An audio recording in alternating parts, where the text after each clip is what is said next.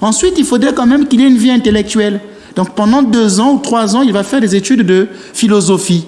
Il faut qu'il apprenne aussi les sciences humaines, comme la psychologie, la sociologie. Toutes ces sciences-là sont importantes parce que dans son église, il n'aura pas que des mamans qui vont au champ, comme en Afrique. Aujourd'hui, nous sommes en Europe, on va rencontrer des députés. Nous allons rencontrer des personnes athées. Il y a dernièrement un livre qui est sorti, le traité d'athéologie, de Onfray, qui dit que Jésus n'est pas un personnage historique. Comment vous allez discuter avec des grandes têtes comme ça? C'est en allant dire Matthieu chapitre 10. La formation, il y aura aussi une formation théologique. Avec les grands traités de théologie, vous allez lire les grands-pères. Mais en théologie, on n'étudie pas que Dieu. Il dit que Dieu ne s'étudie pas. Mais qui a dit qu'on étudie Dieu en théologie? On s'approche de Dieu. Mais en théologie, on étudie aussi d'autres matières, comme l'éthique, la morale. Comment vous allez être un prêtre et vous allez confesser des gens? Comment détecter dans les confessionnats des pécheurs impénitents? Parce que vous n'avez pas le droit de donner l'absolution à un pécheur impénitent. Donc, si vous ne saviez pas tout ça, comment vous allez diriger? Comment savoir que tel mariage est valide ou non valide? Regardez, depuis que je viens sous cette chaîne, le niveau de connaissance que j'apporte aux gens. Les gens sont contents. Ils font des trucs. Ça veut dire qu'ils font des commentaires. Ça veut dire que derrière ça, on sent de l'étude. C'est pas quelqu'un qui va seulement dire Mathieu, vous pensez que ce que j'enseigne ici est comparable à ce que va enseigner Marcelo ou comparable à ce que va enseigner Dr Gasby? Ils n'ont pas de sève.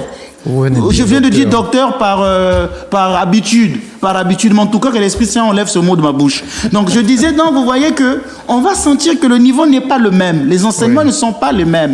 Il y aura la théologie, mais il y aura aussi la formation pour être configuré au Christ.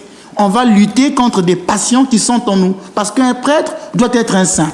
Quelque part, quand on vient devenir prêtre, il faut avoir le désir d'être saint. Puisque le prêtre sanctifie les autres, lui-même doit se sanctifier. C'est un homme qui a des faiblesses, mais il doit avoir l'intention d'être saint. Mais quand vous avez une personne comme ça qui passe son temps à montrer ses richesses, à faire ceci, il n'y a pas d'éthique. Donc c'est pourquoi je le dis, mais la formation n'est pas que intellectuelle. C'est une formation de tout l'homme et de tout l'homme. Donc elle est totale et intégrale. C'est pourquoi c'est important d'avoir des pasteurs, des prêtres qui font de la formation parce qu'ils sont à la tête du truc. Alors quel est le mal pour dire ça?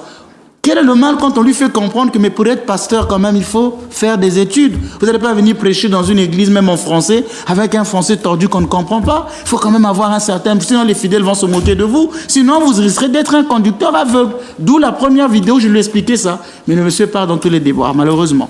Mais en réalité, est-ce que ce monsieur est venu ici pour vraiment faire un débat avec vous sur la théologie, sur un certain nombre de choses, où il avait plutôt derrière la tête l'envie de faire du buzz et d'avoir encore plus de personnes qui vont le regarder? C'était plus ça. C'est pourquoi j'ai dit, on a lu... Parce que vu la manière dont il voit ça,